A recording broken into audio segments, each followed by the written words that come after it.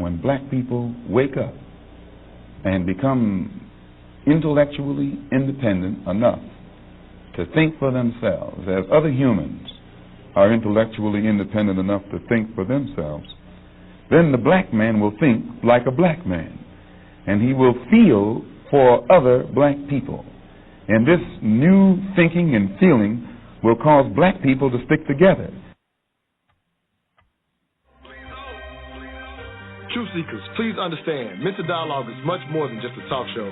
Each and every Saturday, we communicate with you for two reasons: to dialogue and connect. On the dialogue side, we cater to you intellectual outcasts who feel you have no place for honest discourse on race, sex, culture, and African American business. On the connect side, we've created a community where you can connect with experts specifically in finance, whether personal or business, and mental health, whether it's trauma or to optimize performance, along with all the other skill sets from other MD community members. Our mission was to create a virtual nationwide neighborhood where African Americans learn to trade ideas, goods, and services through social media, meetup, and this podcast. To become a neighbor of the Mental Dialogue Community Club, please visit us at mentaldialogue.com. We are better with you than we are without you. We can be neighbors even though we don't live next to each other. Hashtag raise the culture. What's up, everybody? It's your mental activist, Montoya Smith, back with another edition of the new version of the Mental Dialogue Talk Show. We call ourselves the Mental Dialogue Perspective, episode 3 via YouTube. We are live on video. I have an extra special queen of intellect joining me. Every time she used to join me on Blog Talk, we do numbers and we go in depth. So I got the queen with me, Fila Antwine. Thank you, queen, for being with me, if you will. And officially become a Queen of Intellect member. So you're going to see her pretty regular on the Mental Dialogue Perspective when we pop up on our Saturday times for those who rock with us for the 8 years on Blog Talk that we rock. But if you will, Fila, let them know who you are, what your background is, as we like to say on this show. And we're going to get this thing started. And I'll introduce kind of the new format for the Mental Dialogue Perspective. But tell them who you are first. Absolutely. So first of all, welcome Montoya to this new platform and space that you're creating. I'm super proud of you for the transition, and I'm excited to be here because I always enjoy our dialogues and the environment that you create. I'm Fila Antwine, the Queen of Hearts, or the Queen of Coaching, as you can call me. I'm a life and relationship coach who specifically focuses on helping Black women and women of color create healthy relationships, not just in intimate spaces, but in every area of our lives, because relationships are the currency of life. And I want us all to have luxury love and luxurious relationships. Hey, I love it. And so if you're familiar with our Blog Talk, if you ever followed us there, we would have a topic, if you will, right? We would have a topic and we would deep dive for 2 hours, mental dialogue, go depth. We're still going to go deep, but the idea now is we're going to react to others' content.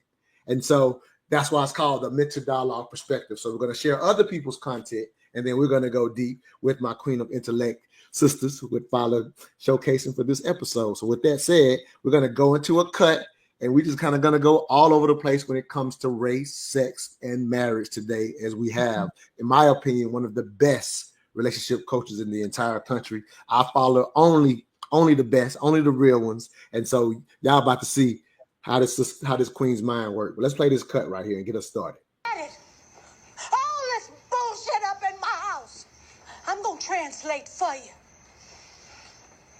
She's mad because every 6 months you want to roll up in here and tell people what to do. Well, this is a 24/7 job. Do you understand me? I don't care what you think about her. This woman, the mother of your child, she is a damn good mother. Whether she's sick, when she's tired, when she just plain old don't feel like it. She don't have anybody to pass the baton to. Nobody here to pass it to. She's the first one up in the morning and the last one to go down at night. She's the mother, the father, the doctor, the nurse, the chauffeur, the therapist. And if she decides to leave her son behind and go chase after her dream, what would Dante be, huh? So you may not like her, but you damn sure gonna respect her, and you are gonna thank her, because without her, you couldn't do what what you doing? And you, Destiny, having that baby didn't keep him.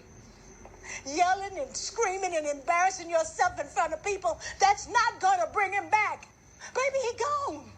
He don't want you no more. You got to let him go. You need to think about how you all are gonna raise Deontay right now, together with what you got right now. This is it. Figure it out. Hell, use the girlfriend solutions.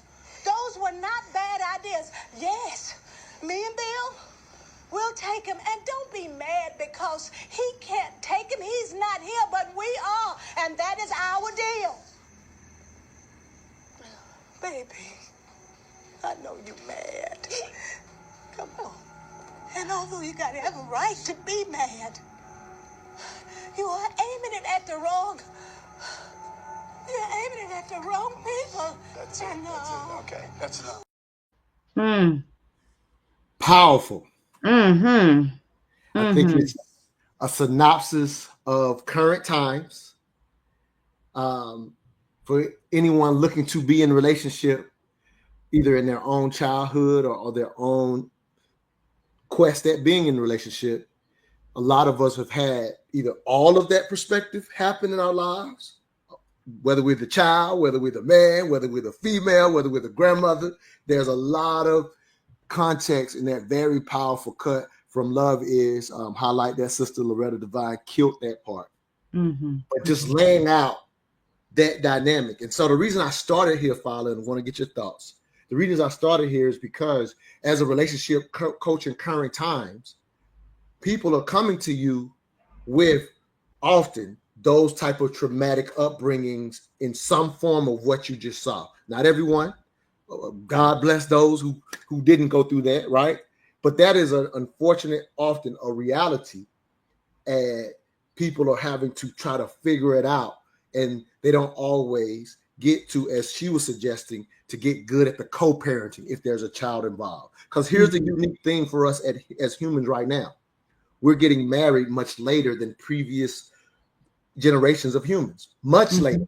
So the chances or the opportunity to be in that situation, even almost by default, can be higher and likely. Again, not every situation, but specifically in our community, we know with the family breakup, that looks pretty normal. So I just kind of want to lay that context and to hear your perspective on what you saw and about, receiving people who've had that experience, because that's another layer to overcome that previous generations didn't have to concern themselves with as much, I would say. But go ahead.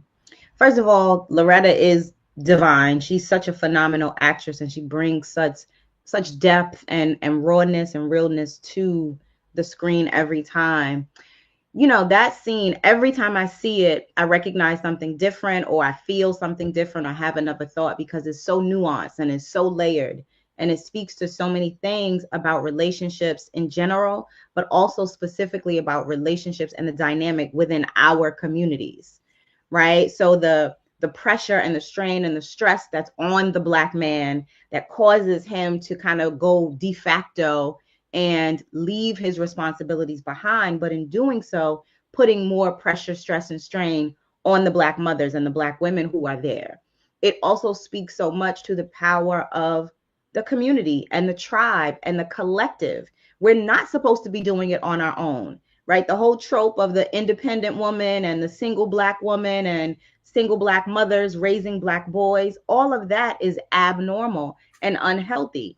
And these are things that have been normalized in our communities for so long that we don't even see the dichotomy, and we don't see the impact as negative anymore because we see it so often. And for my clients who come in, many of them are successful women, high earning women, right? High value, high achievers, have the money, have the things, but they're still bringing baggage from those traumatic experiences between mom and dad, between themselves and intimate partners. And there's no way that you can progress in a relationship if you don't resolve that residue, even if it wasn't yours, because we carry so much trauma generationally and intergenerationally and physiologically. And so it really speaks to the fact that we all have to come together, mama, daddy, baby mama, new girlfriend, all the things, because the most important person in this landscape are the children. We're passing the torch to them. We're teaching them how to live, how to love, how to lead. And so our focus as adults has to be on making sure that their foundation is as solid as possible and getting out of our individualism and our selfishness to make sure that these children, that child, has everything that it needs so that it can undo all of the bullshit that we've done. No, absolutely. And that's part of the foundation that's missing with how we've, if you will, I would say we've dirtied the word marriage in current times, right? And so we kind of, as I always say, we end up throwing the baby out with the bathwater, right? And so we've lost sight of the focus is children. Like that's the responsibility to eventually leave a legacy. So it's like, you know, vetting for not only do I like her, not only is she beautiful, but more importantly, how will she raise my children? Because when you had that understanding, that ended up being the focus. And then maybe historically, there was a level of financial security that was needed historically that made, you know, that's kind of with the way things are now, not always the issue. But both, but the financial security and how she will raise my child, or vice versa, how will he raise my child, and what financial security can he bring me, was kind of necessity factors that also helped with not getting divorced, right? Like those things, that necessity, that's the part that still is foundational, even though we may think that it's not as much of a necessity. We have that part wrong. That foundation is still there. That's why you said all of everybody coming together, in a sense, for those children becomes bigger than yourself once you do that. And that selfishness that you mentioned is the problem we're having. We're being individualistic. We're being selfish within these relationships, and nobody's taught us once you're together, it's about the legacy you may bring, whether you have children or not. But still, that foundation is something that's missing today. But go ahead. Please respond to that. I just wanted to kind of build on what you said really quickly, because the things that you talked about, right? Like attractiveness and then financial security, these things are demonized in a way. Men call women gold diggers and that kind of thing. And women currently, which is crazy to me, there are so many women who are like, I don't want men to look at me. I don't want them to find me attractive, right? And so many women, there's this mass movement of women who are very proud to say, I don't want children and I don't want to have children. If that's a personal choice and you're comfortable with that, that's fine. But so much of it comes from overcompensating, right? And wanting the world to know that I'm better or stronger because of this. But even like you said, on the foundational level, when it comes to psychology, the women that men tend to find attractive, who have fuller breasts and fuller asses and fuller hips, is simply about her body being able to carry a child and you seeing her as fertile. And women being attracted to men who we see have financial resources and fancy cars, it only translates into stability. So we really have to break all of this down, like you said, and get back to the foundational and the fundamentals so we can understand ourselves. Well, absolutely. What you just pointed out is what goes amiss as we move into and this is not a shot at, but the alphabet type stuff and the transgender stuff. Like, like I said, not a shot at it, but we're losing sight of the difference you just talked about that is so natural when it comes to mating for children. Again, like you said, if that's not your cup of tea, we're not talking about that. But we're actually losing sight of how that difference actually makes what we are attracted to and what we would go for very different. We're trying to make those things the same, and they naturally and psychologically can never be. And we're letting that part go while we're trying to accommodate people, whatever they want to apply us. Again, no problem. Got love for you.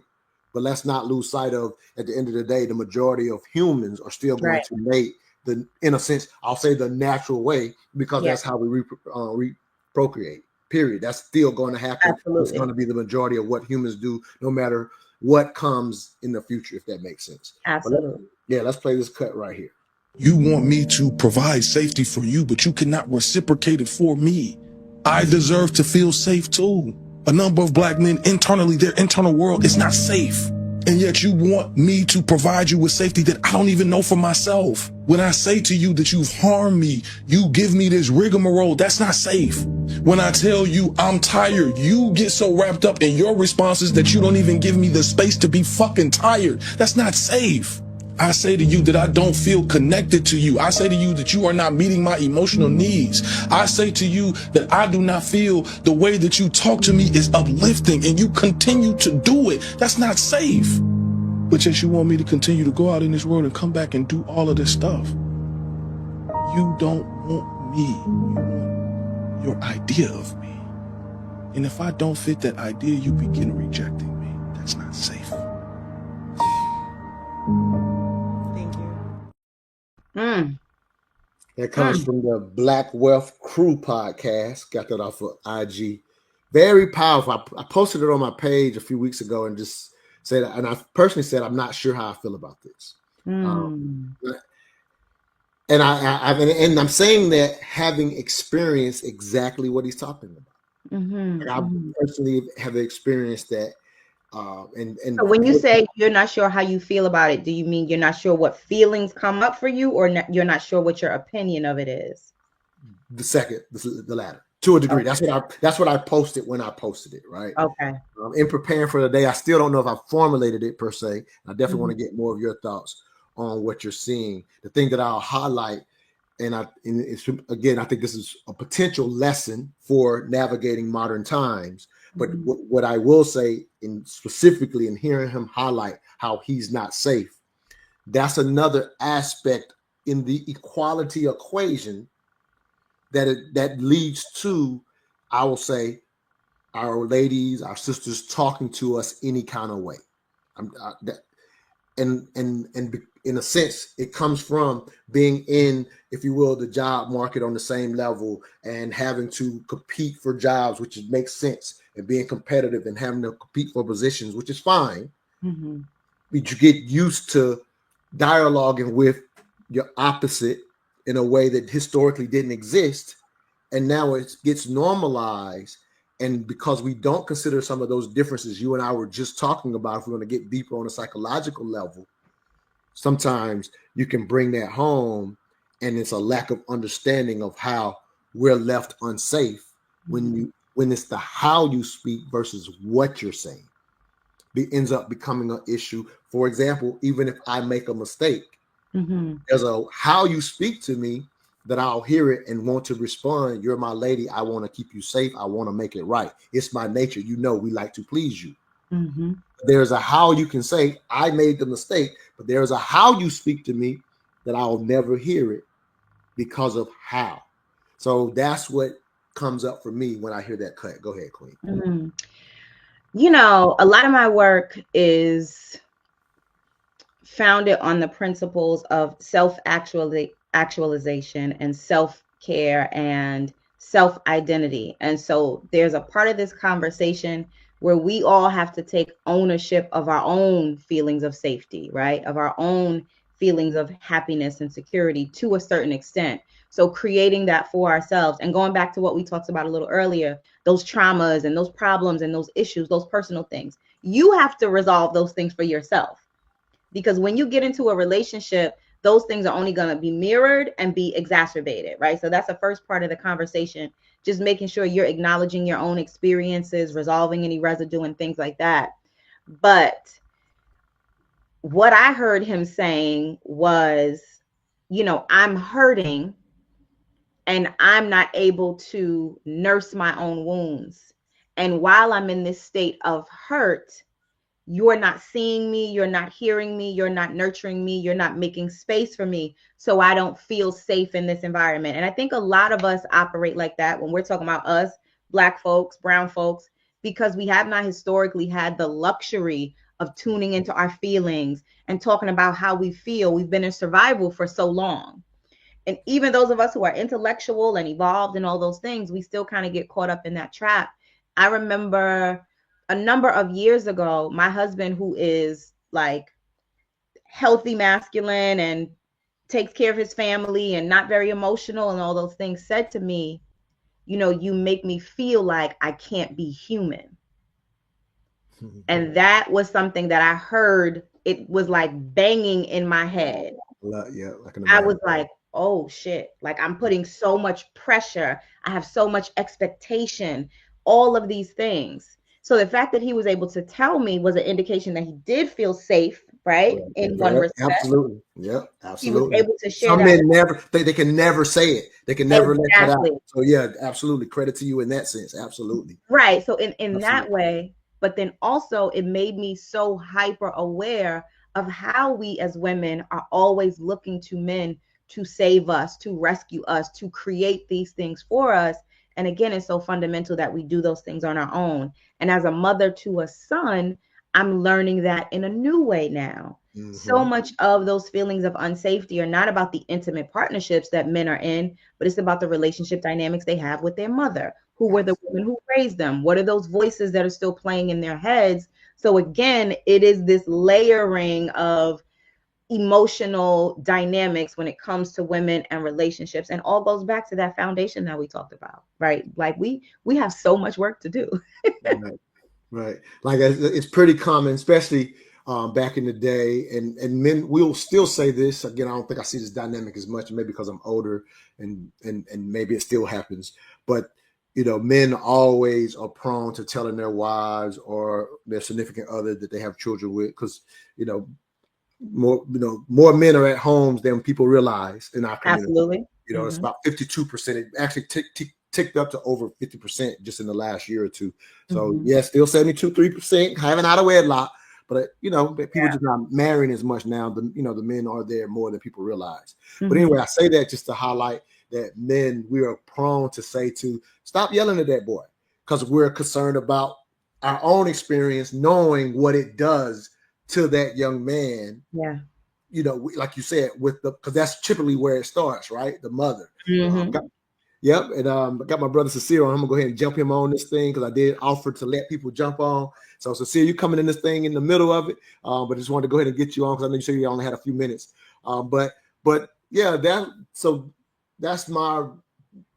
that's what my take out of it is. I listened to you break down that he felt like he wasn't safe, and the way I heard you say it, Fila, was like in a lot of areas. I realized when your perspective made me realize I'm tuning in on what my concern is. Like I realized, like, damn, I'm like, when I first heard you say, well, listen, he didn't feel safe in all these ways. And I'm like, no, he's only talking about how she's talking to him. And I'm realizing as you're speaking, that's my area.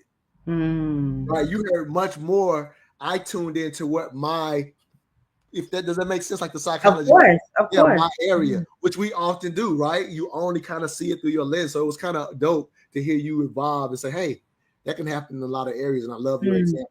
All right, so see, I don't know if you caught the last clip. We want to say something about it, but I got another clip if you want to just start with a new clip. But I just definitely, if you had something to say, I want to let you jump in, brother. Sincere, can you hear me? Yeah, my brother, let's jump on this new clip, cool. Man. Yeah, Peace. Yeah, I know. Yeah, cool. Let's do it. Yeah, man. Let's see. All right, cool. Definitely. Listen, Queen, I have some bad news for you. But it's bad news that's going to empower you in a good way.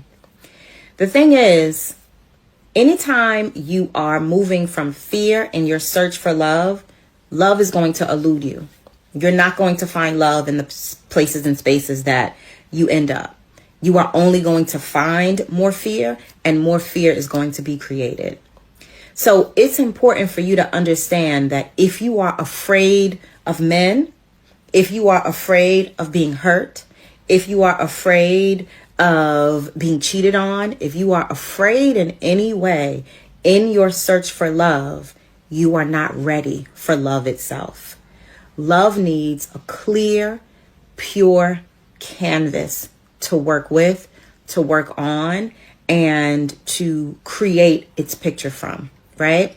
Many years ago, I worked with a client who identified as lesbian.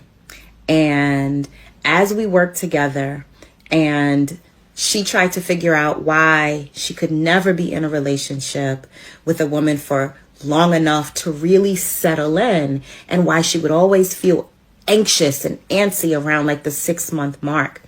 And what we realized was that her desire to be in relationships with women were because she feared relationships with men. She had a traumatic experience as a child. She saw her mom be abused. She saw the women in her life and in her family be mistreated by the men that they chose. And so somewhere in that trauma, her childhood mind decided that it would be safer to be in relationships with women because being in relationships with men would lead to violence and lead to pain and lead to danger. But she was never satisfied in her relationships with any of the women that she was with, no matter how great they were to her, no matter how giving they were to her. And she had to take a step back, to backtrack, to really resolve the fear and the anguish that she felt around being in relationships with men before she would be able to move forward in a relationship with a man or relationship. So I know her. You know, I love making you react to your own clips, if you will. The clip obviously said afraid of men. The reality is the clip easily could have said afraid of women, because it reminded me of a show we did on the Blog Talk version of Mental Dialogue years ago, saying how I spent 10 years chasing love. So it was like the most vulnerable I was ever on the show, if you will, because I was highlighting my own journey of realizing after the fact that in my 20s and 30s, always being afraid to trust a woman, not because necessarily a woman had cheated on me, but just things that I had seen or done to my friends. I thought I was cheat proof just in the sense of how I handle it, right? Like just a lot of BS that I had learned as a young man, and you know, coming along and meeting the sinceres of this brother who's a great relationship coach here in Atlanta as well. But meeting brothers like that, seeing how they move, that type of thing, it was like, wow, I actually was scared. And now know that I wouldn't have done anybody any justice had they grabbed me up during that time. I literally had a way for the women that I was just playing, I acted a certain way.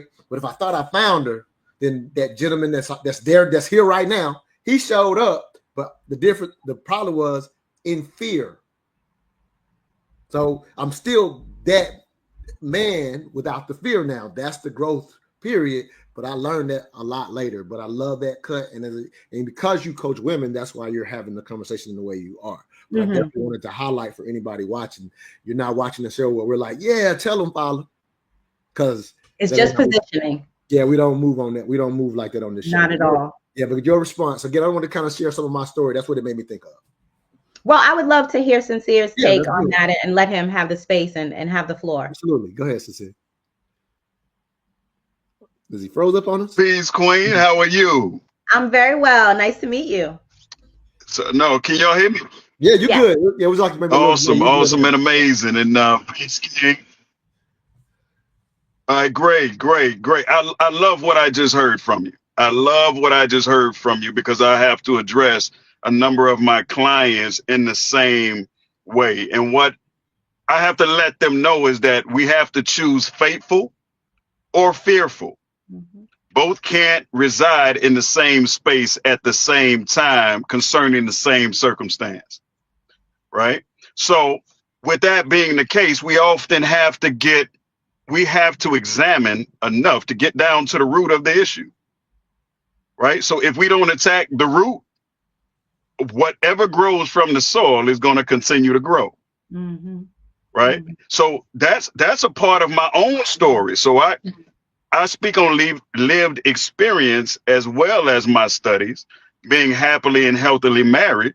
I had to deal with some dark spaces. I had to pull up the root that told me that I wasn't a good enough leader to lead my previous wife, that I wasn't yet mature enough to have a happy, healthy, productive relationship with my ex-fiance. Now, if we deal with these things, then we can deal with what's to come, right? So that's what I have to say to get us kicked off. What are y'all's thoughts? So I love that we're on the same page and aligned from the different perspectives, because it is important for me in my coaching and my work with clients who are women. This is not about creating divisiveness between Black men and Black women. It's about having honest conversations that bring us together and holding women accountable, right? Because we can run from accountability a lot of the times. but doing it in a way that's empowering. And so much of the things that we choose and create in our lives come from this pattern of fear, especially when it comes to Black women. We are achieving more and building more and doing more because we're afraid of being disappointed. We don't want to have to rely on anyone, all the things that we've seen. So to your point, Sincere, it is exactly about getting to the root of everything before you can grow anything. No, I love it.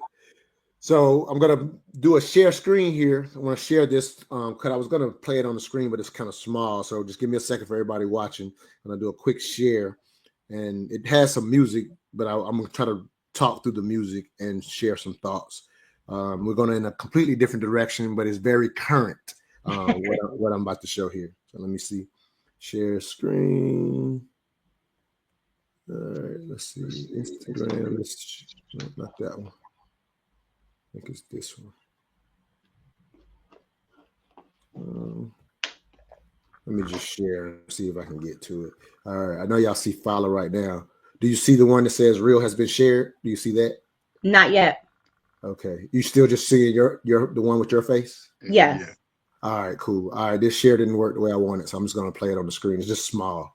All right. Okay. I'll give it a shot. All right. Let me come back and just play the cut. I'm going to try to walk through it. Y'all, matter of fact, let me mute the music because it's kind of in the way. Let me mute the music real quick. Give me a second, y'all. All right, we're muted, and I'm just going to read what I want y'all to hear. Okay. So let me set it up real quick, too. So this is a young lady on IG, and she dresses up, like gets dressed up, wears these real cool, cute outfits type things, and she's highlighting some of the responses that she's getting. And so I'm going to share she highlights some of the negative ones on this particular clip. So I'm going to kind of read those. They're real kind of crude, just a heads up for anybody listening. But, we keep it real and it makes the point. So. Man, my heart's so big, man, I had to step back. Put time in my craft. I'm a full-time dad. Morning time decision, hard top, bought a rag. Sun dropped off, now I'm back to the lab. G350 sitting nice on the pavement. Espresso shot, why count this paper? New windbreaker, when archive Bottega. Tuck in Benicia with a view that's amazing. Hit the car wash, take a jog while they dressed up like a school teacher. Mm-hmm. And she's highlighting. So what she says on the cut, and I'll read it to you real quick. So what she highlights on this cut is, let me read this. Oh man, did I lose it? Okay, I'm just going to have to paraphrase it. So she highlights that when she does her IG page, 95% of the comments she gets are extremely positive.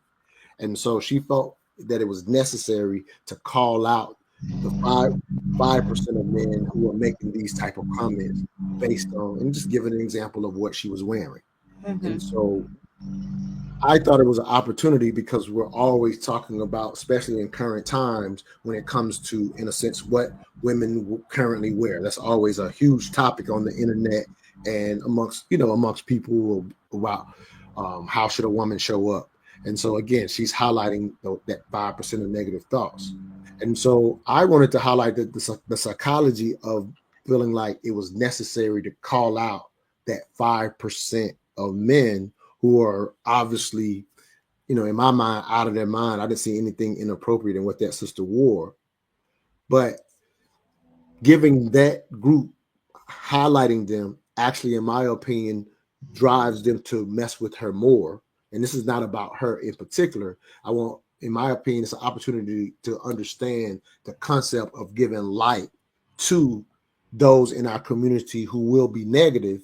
And in her situation, she's saying this is only 5% of people. I know the comments are abhorrent, but if you never give them light, meaning not to make the point to those on social media, but individually, we have to get better at recognizing all the positivity that is in our own lives and not focusing on those who are miserable people who will bring that to our lives. And I would highlight that when it comes to dating and relationships, it is a natural tendency to focus on the negative people and taking the time to call it out, giving it more energy and missing out on the opportunity to realize all the goodness that is around you and the fact that the majority of people are not those situations. Fila, any thoughts on me just kind of bringing that to the table?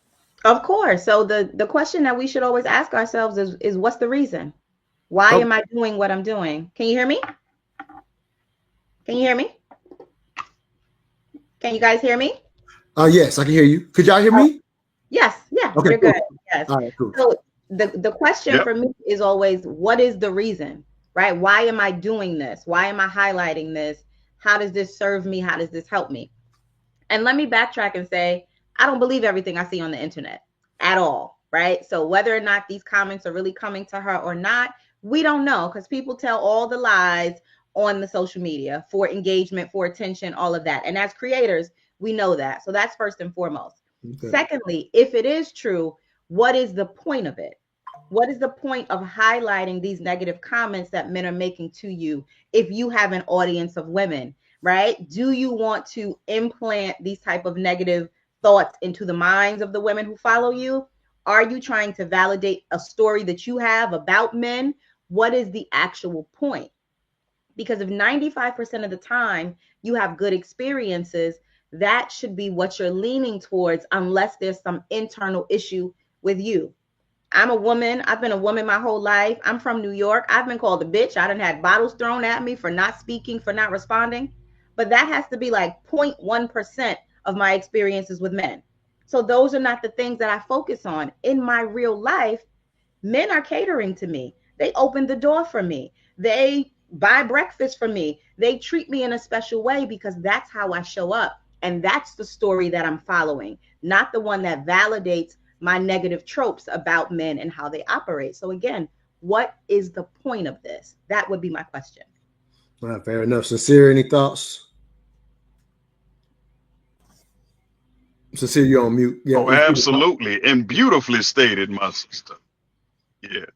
You're beautifully stated, right? So what I often give to my crowds, my client family, is this: as a holistic practitioner and relationship coach, my question to them is this: what energy would you like to feed?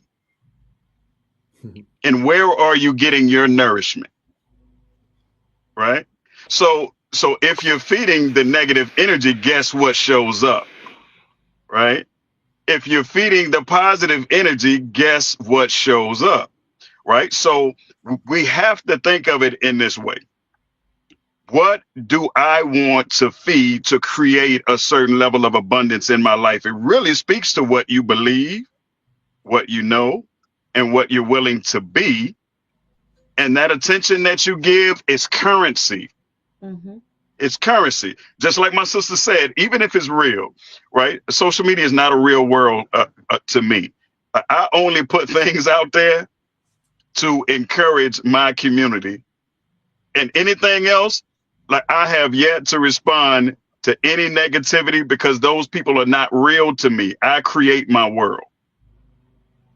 Right? So the ones that I do, it's not to the public.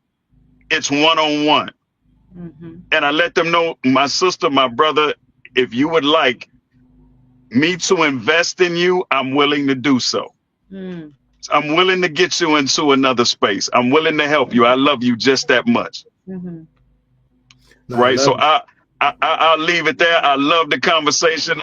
I always love how you drive dialogue, my brother and my sister. Keep doing what you're doing. You're amazing and unbelievable. Thank you. Likewise. Nah, I appreciate you, brother. I know you want to get to your day, so no stress. I want to go even deeper with that before I play another cut, if you will, Fila. Mm-hmm. And it's the concept of, and I'm going back to how we dialogue to one another. I'm hoping this is a deep dive. I think it is, personally. Okay. So the concept of calling out. Let's see, we got a comment too. Let me make sure I'm looking at the comments. Mm-hmm. Oh yeah, somebody repeated what he said. What energy do you want to feed? Like, dope. And so the call out concept. And again, I'm talking about just what I highlight. In current times, modern times, we are really, in a sense, the first generation to date. Mm-hmm. Right? It was what is it? Not catering. What's the word? Courtship. Courting. Mm-hmm. Yeah, courtship prior. But we're the first generation of being in the dating thing, the dating era. the dating era to include sisters being in the workforce longer than ever. Yeah. The opportunity to do so, the ability to do so by choice or not by choice is just there. This is a unique new thing. So you, in a sense, you get used to dialoguing with men in a way a lot longer than what you would have in the past. So the idea of calling out, even that can. I was in a dialogue with this sister on a private Zoom, if you will, and the concept was for her was when men act like, similar to those negative people in her comment, when men act like that, I'm always gonna call them out. Like that was her energy. I have to call them out. I was highlighting. I'm like, well, none of the men in this group think that way or refer to. As a matter of fact, we're having a conversation about women's hair. You know, that goes into a lot of conversation as well. You know, that kind of thing. And so I was like, well, none of the men in this room think that way. So I don't know why the energy is necessary here, since we don't think that way, for one. Two, for those knuckleheads, I don't want you calling them out if you're in relation, because their response is immature. So they're dangerous to you. And so if I have a daughter, I'm going to teach my daughter, I never want you calling out a man. I want you removing yourself. And it's a dialogue that in these days times, it sounds like I'm saying sisters bow down to a man. I'm not saying that at all. It's in protecting you, because our egos can be, in my opinion, a little more sensitive. Yeah. And due to the typically physical difference, not always the case. I don't want my daughter at risk because it's okay to talk to a man that way and call him out. And the other part of it, the part that everybody misses, like you said, if she calls out that 5%, as I already mentioned, they're only going to get worse. You gave them light, and there's no level of call out that stops them anyway. So what does it serve to call out the man who says something that you don't like, when you can just remove yourself when they've shown themselves? So everything that you said, all of it, and what Sincere added as well, it is about the energy that you feed, also the energy that you are showing up in, right? So much of the conversations that women have with men and the experiences that women and men have with each other is really about, what is it that I believe I deserve? So if I'm getting something that's healthy and happy, but I don't believe I deserve that, I won't really be able to receive that fully. So I have to sift through all the good things to find the thing that is connected with the energy that I show up with, that's connected with the idea I have of myself. And if I am positioned in this way, where so many single Black women are married to singleness and married to abandonment and married to neglect and married to these negative experiences that they've had, you're constantly on a hunt to validate that experience, because if not, you have to change your whole identity and your perspective of love and men. And so again, it goes back to the personal accountability, right? But I also want to caveat and just say, because it is social media, the algorithm is designed to engage with negativity. Right. And creators understand that. And so sometimes creators will just throw out the negativity to gain more followers, to bring more people in. And so those of us who see ourselves as viewers, right? You and I are creators, but we're also viewers as well. Right. When you're in a position of viewership, you have to be mindful about whose energy you're viewing, whose energy you're opting into, and what that messaging is saying. So it is all about energy, because that's what life is about. And yes, what are you focusing on? What are you feeding? But again, back to my initial question, what is the purpose? What is the reason? How is this serving me? Yeah, and like I said, in reference again, I'm being focused on how we speak to one another. That's just something that I think just goes amiss in current times. And it's like, what I just explained can serve sisters, and I'm saying it completely out of love, not out of control. And but I have argued with men here or there, because sometimes that it comes out, but I know that a healthy man is not going to argue with me. So if I'm in an environment where a man is kind of ego hurt and he wants to attack, that's an indication that this is not a safe space for me. Yes. I can't beat no man. I already know that. Right. And then what happens is I have to call my husband, my uncles, my daddies, my cousin. Now I'm putting everyone at risk because I wasn't able to just be mature and walk away. Because culturally, that's generally speaking how sisters were taught in the past. That's one of those don't throw the baby out things that we've thrown out today. Exactly. And so that's why I want to deep dive on it with a sister who, so they can see us have the dialogue versus it turn into the argument of what are you saying? And I get it. I'm not knocking that people do it, but we do need to hear that more. And it, again, just to keep you safe from the knuckleheads. And then, like myself, I'll give you a couple times and I'm out. Right. So the opportunity to even deal with the man who is mature is out the door if you habitually don't understand what we're talking about. Absolutely. And as far as the energy is concerned, right, when women are in their healthy feminine energy, they have no desire to match masculinity with a man. So a lot of us are in this hyper masculine state of hurt and survival. And that's where even the desire to want to argue with you comes from. So it's about all of us being energetically aligned and in balance. Yeah, and I'll say even for us as men, and is to try to understand that unfortunately a lot of times that sister is in that space because of her history. So I try to be patient with it. So I'm not even saying it like it's a right or wrong and that type of thing. And because we understand that we've all had these different traumas, so I'll say to the men also understand that's the space. So I, try to have some patience in it, but I just highlight I can't accept this. But to this point or not. So, we got to figure that out. Let's get that part figured out.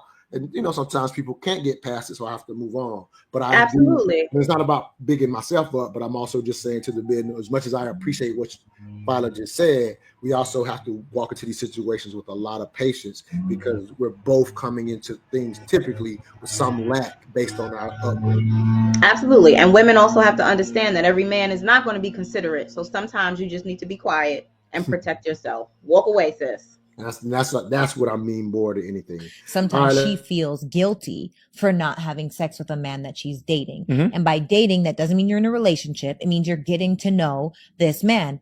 And I was like, I don't understand that. Like, where does the guilt come in? Like, what, like, so we're having like the deepest, a beautiful conversation about, do you want, like, did you actually desire to give this man your body? And she was like, well, no, it's that he did a couple dates. Like, I feel like he deserves it. And that to me is the mindset inside of 2024 that is mind blowing to me, where people feel like, oh, because you took me on a couple dates, now I owe you my body. And a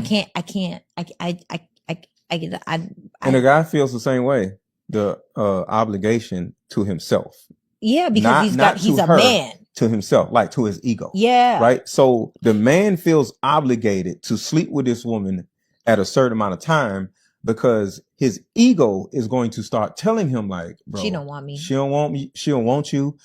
Any woman that ain't doing this and that amount of, she don't want you. You know how dudes being, with little sunglasses on. Oh yeah. If a chick ain't did this, she don't want you, bro. Type. So all together, men feel obligated and women feel obligated for different reasons. But there is somewhat obligatory aspect to people sleeping with each other. And I think it's crazy.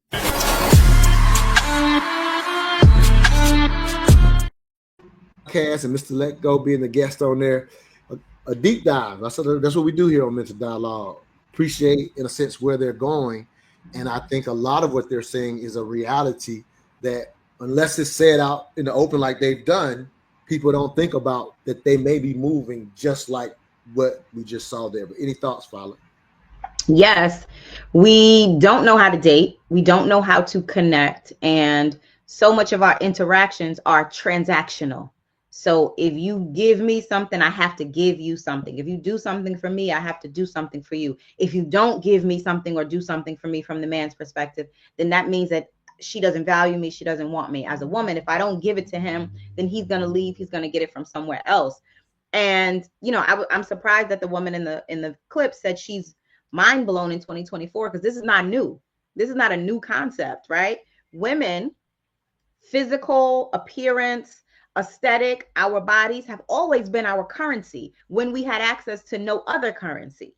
So women have used their bodies for transactions in relationship for generations. So we know that. And men have followed their egos in relationships for generations. It's how we've been conditioned. But what it misses is the ability for us to actually get to know each other, to connect. This is why I have a touch timeline that I work with my clients, where there are specific touch points for kissing, for holding hands, for intimacy, which allows enough time for that man to come out of his ego, for his hormone levels, his vasopressin and testosterone to drop, and for her as a woman to get out of that story of unworthiness and I have to give him some cootie cat. Now it takes at least 90 days for y'all to be who you actually are and start having real conversations with the real person. But we have to get out of the mindset of transactional relationships and really get into the space of being connected and coming together. And we can only do that, Montoya, because of forums like this and conversations like this, where we are able to hear what each of us is experiencing and feeling and going through. Yeah, that's the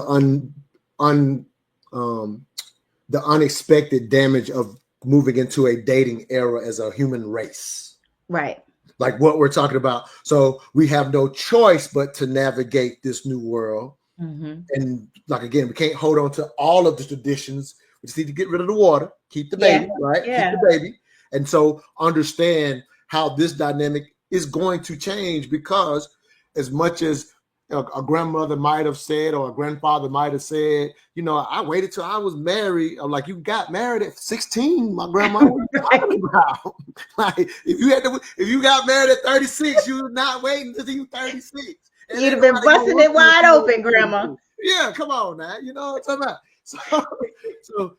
So again, we and what I'm wanting to highlight, because I forgot this when I played the very first cut for the show, also in capturing that very, very amazing cut that people have seen. When we're talking about all the trauma that it showed, I also wanted to highlight the need for people like you, relationship coaches. I did a show saying, like, why are there so many damn relationship coaches on Block? And on that show, a couple of the coaches just highlighted in the current times, because this is new times when you think about how long humans have existed on the earth. This is very new what we're doing when it comes to family structure.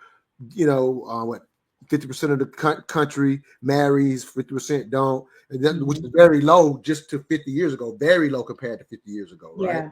And so these are all new times. So in the new times, what comes with it is, if you come out of a traumatic experience like we played in the first cut, it becomes a necessity to have a professional, a coach like yourself, because you're not able to learn, quote unquote, through osmosis by seeing the structure at home.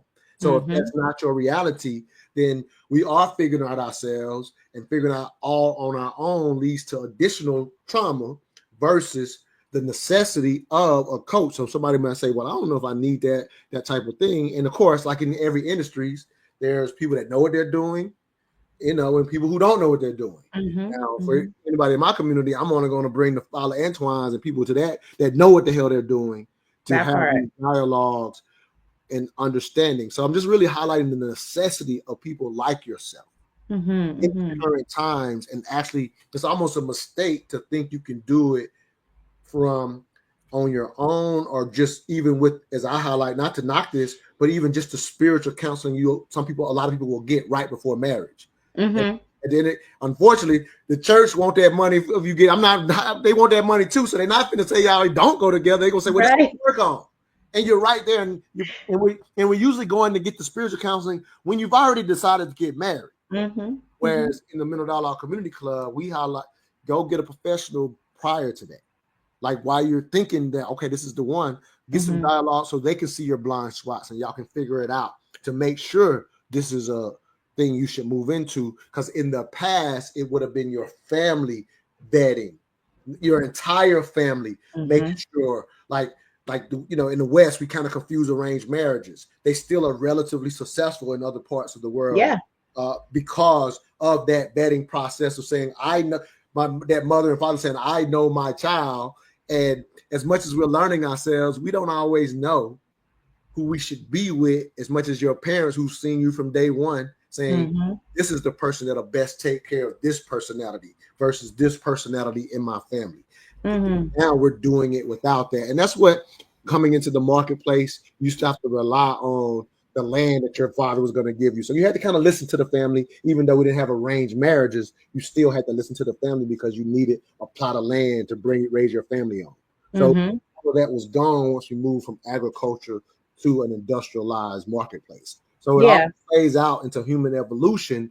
We're just figuring it out. So people need you. Go ahead, Queen. I'm sorry for getting on my soapbox, but I just no. I love it when you just share and go and all that, because we need you in this space and your voice in this space. And I completely agree, right? It was very literal, the impact that the marriage was going to have on the family. Here's the cows, here's the chickens, here's the land. So you saw how your family was benefiting from who you partnered with.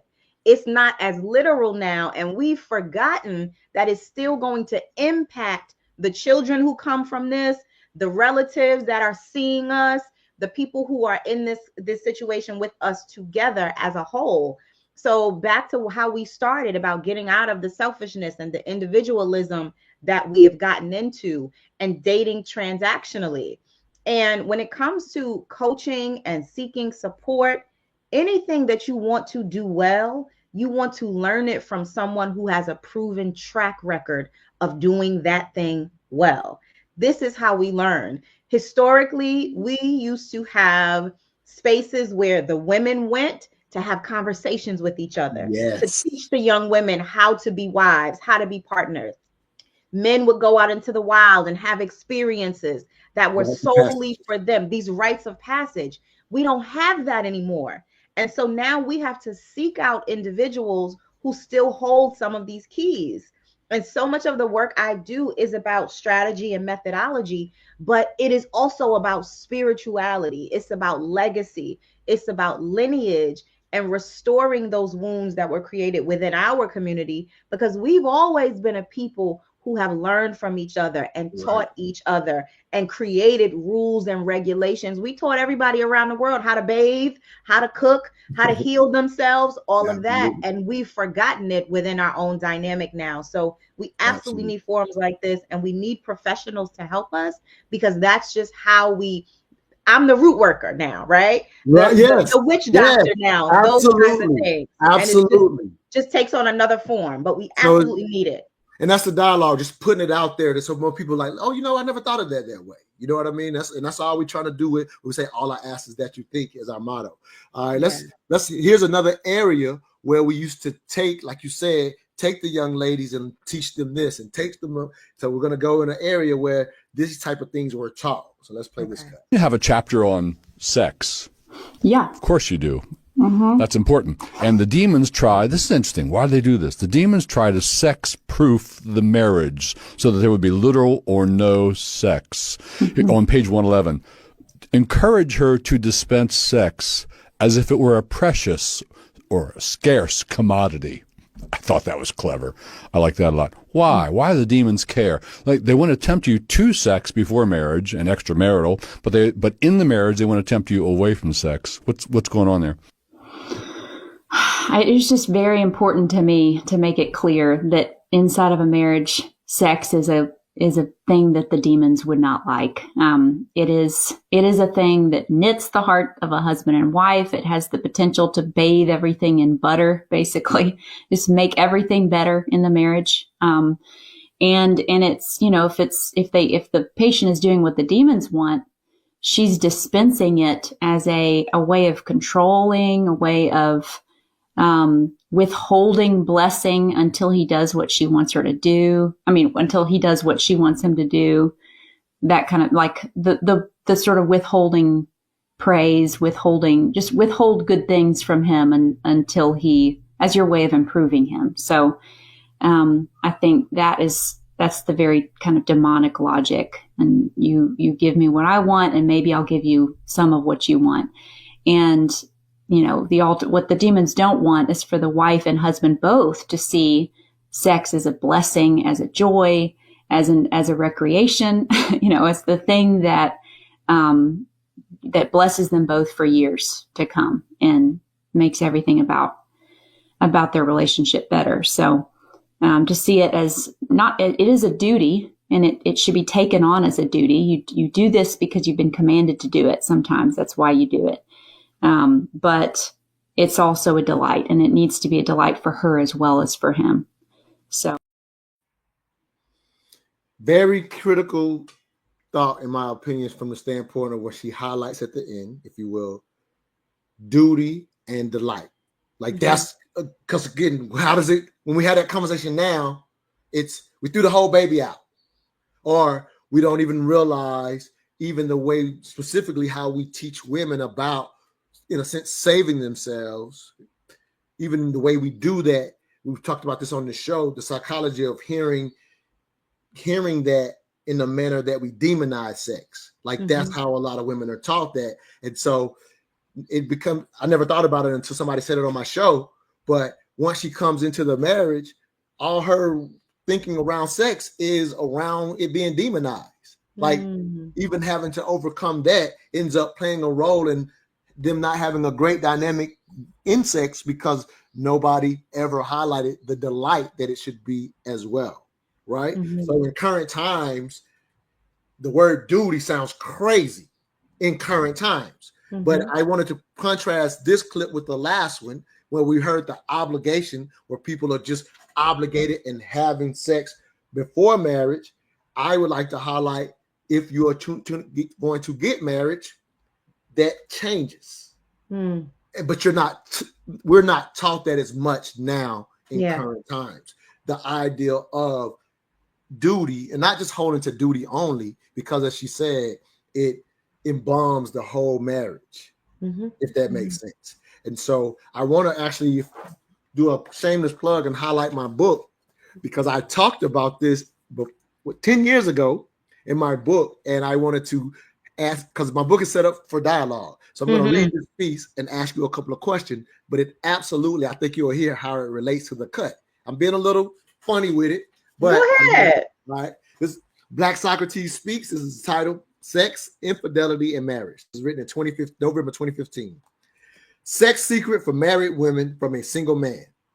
Mothers, teach your daughters that if they get their husbands off every day, he's less likely to get off elsewhere, and that's real. I know this will make plenty of queens upset, but notice no men will read this and disagree. The key to this secret is the everyday part. So please, no stories about how your previous husband would sleep with you and his mistress on the same day. Yes, that happens. But again, the special sauce to this secret is entering the marriage and never creating the habit of skipping sex. Some men do not want it every day. Lucky you. But when he does, make it happen. Before marriage, my best friend's father told her, baby, if you're not going to give him none, you might as well become a nun. All the men in agreement, please stay I. Ladies, the eyes have it. Plenty of women will argue their husbands are okay with sex once or twice a week, or they should be happy with that. The truth is, he hated going from the daily sex you had before marriage, but had to accept less after you became the mother of his children. Truth be told, when you first started refusing him, you could have just laid there and he would have been okay with that. I know it sounds crazy and you still feel like it shouldn't be this way. However, I'm sharing this not because of how it should or should not be, but because I'm simply stating how it is. This may be appear as if I'm placing the onus of infidelity on our queens. However, I'm not justifying a man or woman stepping out. Although this little gem, like it or not, will help a sister out, and especially your daughters, if you teach them this. I am simply speaking to the reality of testosterone-filled men and the wives who smartly make sure their husbands are not leaving the house, sexually frustrated with high testosterone levels. The husband receiving daily sex doesn't have to compete with his own nature when his sexy coworker makes her daily advances. If he cheats despite having regular sex with you, he just wanted to, and there's nothing you could have done. On the other hand, the good brother who accepts his once a week sex, if that, is sent out daily, testosterone levels through the roof, and expected to resist the sister who goes hard because she sees his faithfulness as a challenge. Queens, believe it or not, that good brother does not want to ruin, for example, 10 years of marriage, the equivalent of 3,650 days for 1 day of new pussy. Advice to men. If you are married and can't openly agree with this post in front of your wife, please note that you can help your queen oblige you daily by being on point with completing your honey to-do list. You can't really expect your queen to work, maintain the house and kids with only a little help from you, plus provide you frequent sex. Lastly, this is a two-way street. So if you're not satisfying your wife, she may become sexually frustrated, increasing her chances of infidelity. The most significant difference is that women are typically not driven by their nature to seek out sex. Her hormones, estrogen, usually do not control her in the same way our hormones, testosterone, control us men. That is why weak men assault women, but that's an entirely different story. Just my 3 cents. All I ask is that you think. So the first question is just simply, which statement did you appreciate the most and why? So I'm a wife and I'm a realist. So first of all, I appreciate the whole passage. And I think that, it was laid out in a way that was non-threatening and that was funny and that was lighthearted. But I think the thing that stuck out to me the most was the part where you said that women go from sex every day with their men when we're dating, when we're in relationship, to then this very stark contrast once we're married. Because for women, marriage is the prize, right? We're doing all the things to get married. And then once you get married, you stop doing the things that you did. And then when there are breakdowns in the marriage or men do go out or their behavior changes, we're like, well, we don't understand. You changed. What happened? Well, you changed too, sis, right? You changed. So he has to change as well.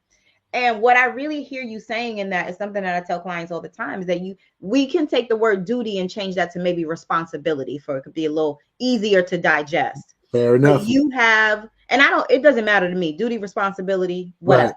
But no, I'd love to. Yeah, absolutely. It, right? That's just, because what's the point, right? If we're going to use the word for you to miss it, that's on us, not on them. Right. And so you do have a responsibility to nurture the needs of your partner when you are in partnership.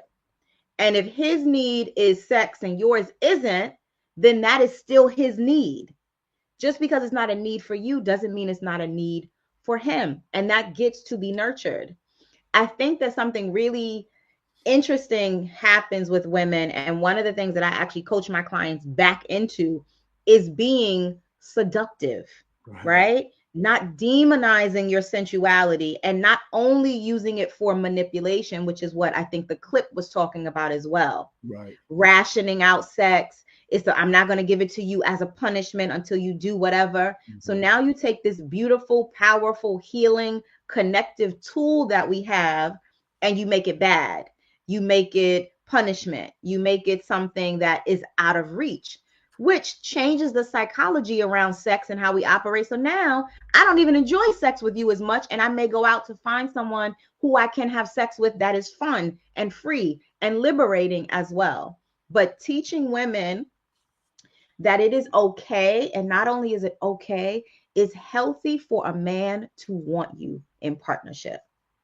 And there is nothing wrong with that. And that it is healthy for a woman to want to be wanted and to be seductive and to seduce your man every day, whatever that is. I talk about what I call the morning sex man. Okay. And I say to women, when you're dating, this is the man that you want to attract, right? Because the morning sex man, he is ready for you immediately. He wants to please you every single day. He wakes up with you on his mind, and his day is made better by opting into you. That is who you want, and that's how you want to show up in your relationship. And he be marrying that woman because they be giving it to us. There you go. Exactly. That's what they be giving it to us, right? That's what they be marrying. And be like, here it is. Let me say this just to play one little more piece of context. So, never been married. One of the things, I already told a big fearful period. I already mentioned that, right? When I talked about that earlier in the show. But one thing, I remember when I was like 25, 26, 27, when I was getting out the Air Force, and the men circling around me explaining, when you get married, you're going to get a lot less sex. Like this was their common conversation. Scared the hell out of me, Fila. I'm sure. Because I'm growing up in this era with the obligatory situation we saw where they I ain't even asking for it and she giving it to you. Like I'm in that era. They didn't grow up in that era. So I'm like, I can get sex every day, not being married. But when I'm like, because in my mind, I got ready made in the house. Y'all telling me this is what it's gonna be like? So what's the point? That scared me even more. Mm-hmm. So just something to think about. One more question from me. Yes. Well, you already gave us a lesson. I say, is there a lesson? I got a couple of questions. Is there a lesson that can be taken away? But again, these pieces are just done to drive conversation. So yes. So definitely pick up the book, y'all.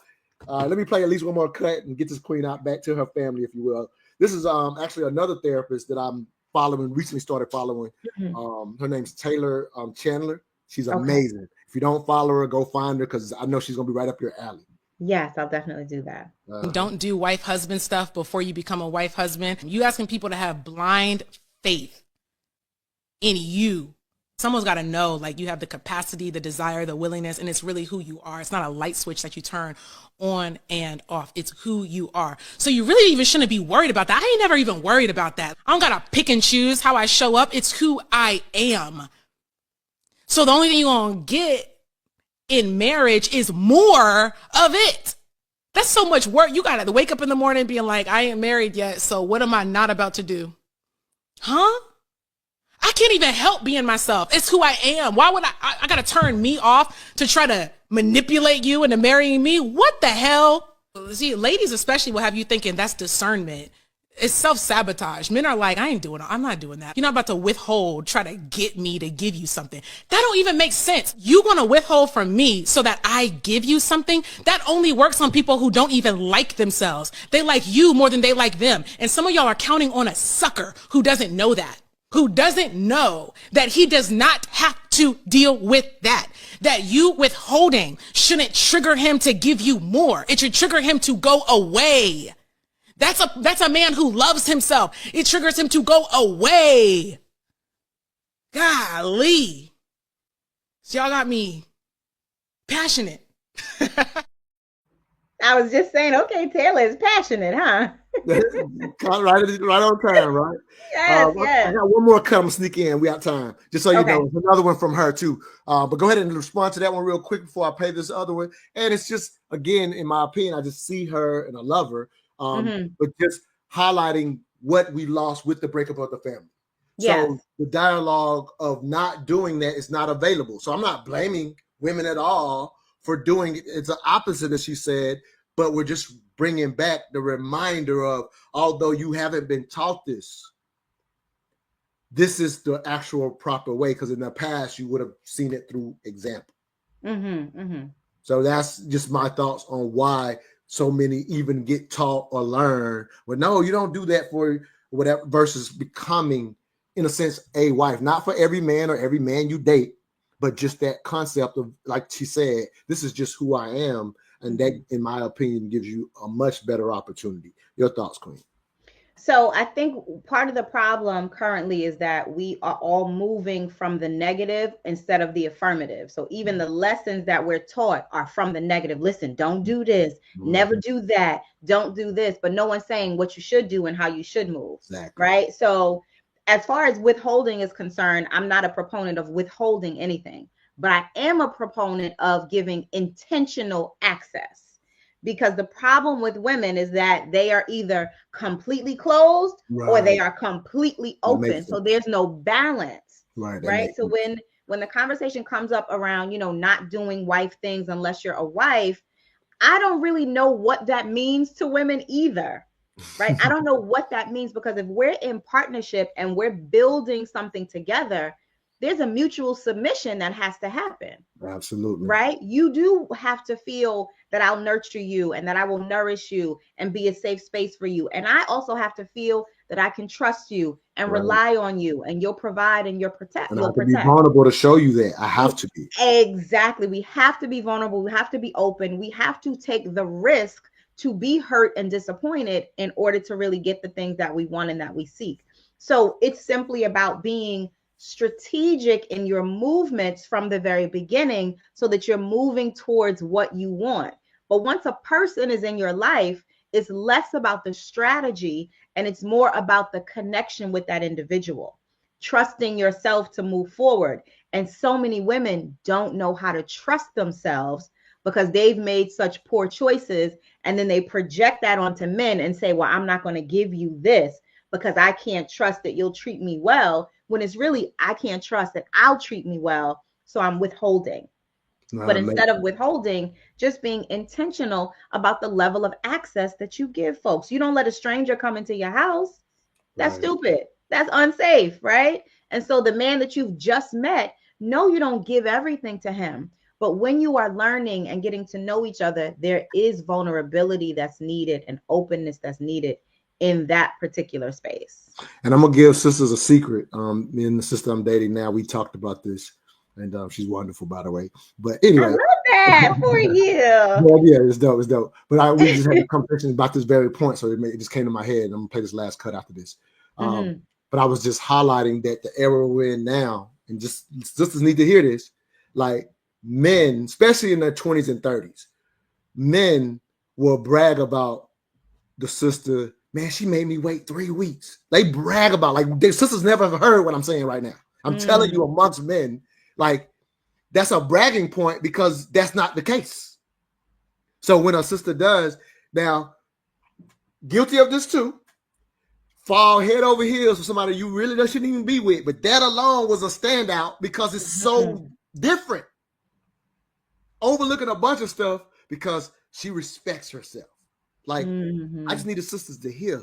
And I've seen, and she made me wait 3 weeks. Like, we really point that out. She made me wait a month. We really point that out. So just for sisters to hear that, if even though their pattern may be something else, just for the I love that. And I also want to say, from the woman's perspective, and just from growing up in a family of men, men who want you are willing to take the time to earn you and to work for you. Y'all want to achieve, right? Men have an achievement bias. You want to feel like you earned what you got.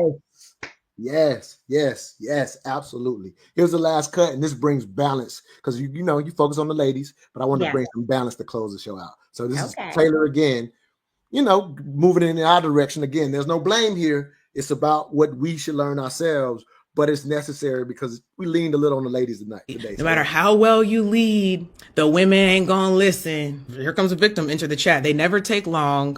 So I'm gonna say this for the record. The people who are already looking where you're going don't need persuasion to go there. You gotta fight somebody who's going in a different direction. They have a different vision. They don't see the same thing. So when you're trying to lead somebody that's going in a different direction, yeah, you're gonna have some problems. Discernment must be off. How did you get to a point where it's been 3 years? You said 3 years, huh? That you tried to get this woman to get on your program. I don't know how good of a leader you could be to be wasting your time in such a way. I think a good leader is a good time manager. You aren't as good of a leader as you thought. So I subscribe to traditional roles, not putting that on anyone else. And that can mean different things for different people. And again, I think from just the perspective of history, where those roles existed before even quote unquote money existed. I think we overplay the finances when it comes to the natural roles, if you will. And so a lot of men naturally, in a sense, want to lead, but you have to be taught how to lead. And so what she was describing, in my opinion, is a frustrated male who has not been taught how to lead, and assuming simply by having a penis, he should be the leader. So those men do exist. So let me make that very clear. But for those of us who want to play our role willingly, meaning, and I say this just to make a real point, provision, meaning I am willing to die for you. You should never be in that position for me. So in my willingness to do that for you, there's a level of respect that has to be given for someone who understands that properly and doesn't make the assumption. So I just wanted to kind of highlight, I thought that was a good cut to close us out with and get your thoughts, and we're out of here. But thank you for helping me rock out for episode 3 of the Mental Dialogue Perspective. Any thoughts on that? And give us a closing thought, and we're out of here.